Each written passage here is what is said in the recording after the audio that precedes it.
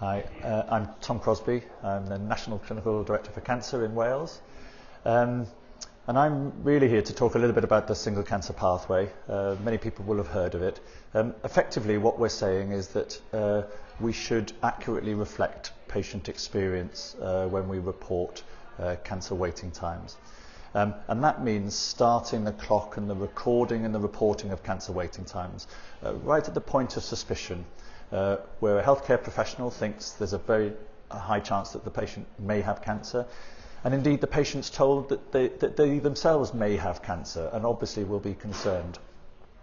So we currently have an urgent suspected cancer and a non-urgent suspected cancer waiting times that we report.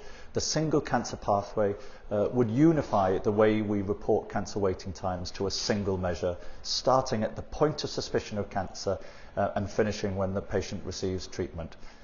So we were really pleased to hear the Cabinet Secretary and the Health Minister announce in November the intention to publish the reporting of the performance against the single cancer pathway for all patients from June of 2019.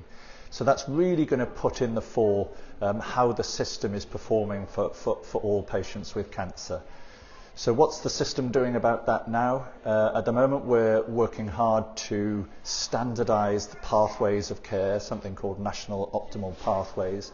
And over the next 6 months, we're going to develop a whole suite of those pathways, trying to determine what should happen to a patient at what time in the pathway. I think health boards are working really hard now to implement the single cancer pathway.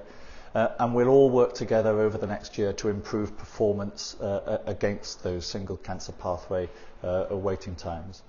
We're also really pleased to hear that the Minister announced that there would be some resources coming in to support the implementation of the single cancer pathway. So he's announced the £3 million, which is recurrent year on year, to be used by the system to successfully implement the single cancer pathway. So that's a really positive measure. We now need to determine how that money is used, how it's allocated, how it can best be used to improve the patient experience and ultimately outcomes for patients in Wales.